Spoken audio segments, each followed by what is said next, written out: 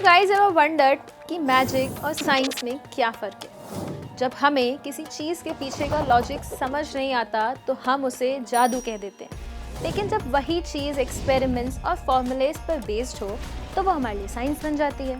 अब ज़रा इमेजिन करिए, आज से लगभग 1200 साल पहले का भारत। नालंदा यूनिवर्सिटी की एक लैब में धुआं उठ रहा, वहाँ मिट्टी के बर्तन रखे हैं और भट्टियाँ जल रही हैं।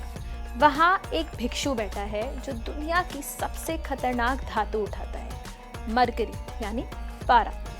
पारा इतना जहरीला होता है कि इसे छूना भी जानलेवा है, लेकिन वो भिक्षु इसे जड़ी बूटियों के साथ मिलाता है, बार बार गर्म करता है और अंत में इसे एक ऐसी भस्म में बदल देता है जो बीमारियों को जड़ से खत्म कर सकती है। आज का मॉडर्न साइंस इसे मॉलिक्यूलर इंजीनियरिंग कहता है, लेकिन उस दौर में ये एक चमत्कार था। ये कहानी है महर्षि नागार्जुन की, जिन्हें दुनिया का पहला बायो हैकर और द फादर ऑफ इंडियन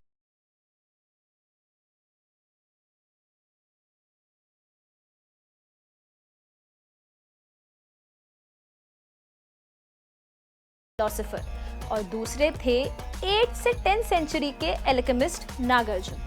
हम आज बात कर रहे हैं उस नागार्जुन की जिन्होंने रस शास्त्र माने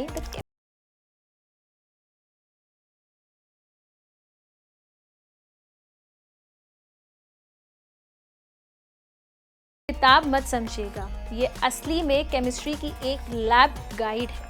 इसमें बताया गया है कि धातुओं को कैसे पिघलाया जाता है, उन्हें कैसे प्योरीफाई किया जाता है और जहर को दवा में कैसे बदला जाता है।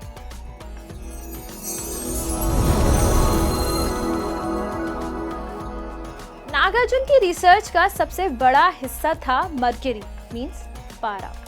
पारा इकलौता ऐसा मेटल है जो रूम टेम्परेचर पर भी लिक्विड रहता है। प्राचीन विज्ञान में इसे रस कहा गया।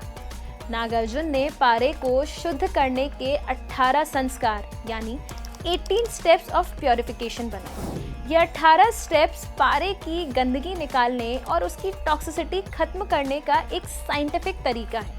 उन्होंने सिखाया कि कैसे पारे को ऑक्सीडाइज करके उसे शरीर के लिए सेफ बनाया जाए। आज के साइंटिस्ट भी हैरान हैं कि उस जमाने में बिना किसी हाईटेक मशीन के नागार्जुन ने केमिकल्स की इतनी मुश्किल कोडिंग को कैसे समझ लिया था।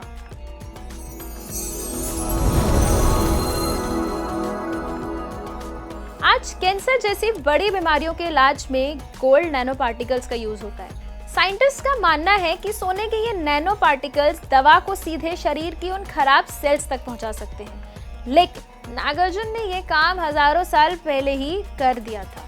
उन्होंने स्वर्ण भस्म मानी गोल्ड ऐश बनाने का जो फॉर्मूला दिया वो असल में प्राचीन भारत की नैनो टेक्नोलॉजी ही है। अब समझते हैं कि इसका प्रोसेस क्या था। सोने को पहले शुद्ध किया जाता है, फिर उसे जड़ी बूटियों के साथ मिलाकर तेज आग पर जलाया जाता है। इस प्रोसेस को पुतन यानी इंसिनरेशन कहते हैं। जब मॉडर्न लैब में इस स्वर्ण भस्म की जांच की गई तो पता चला कि इसके कण एक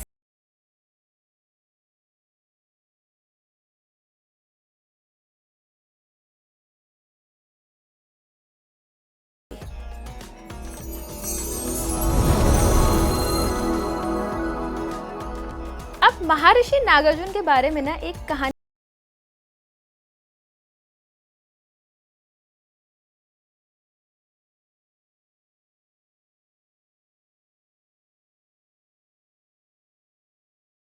मेट्रोलॉजी, जिसमें उन्होंने शायद पारे और अन्य रसायनों के मेल से एक ऐसी एलॉय बनाई होगी जो रंग और चमक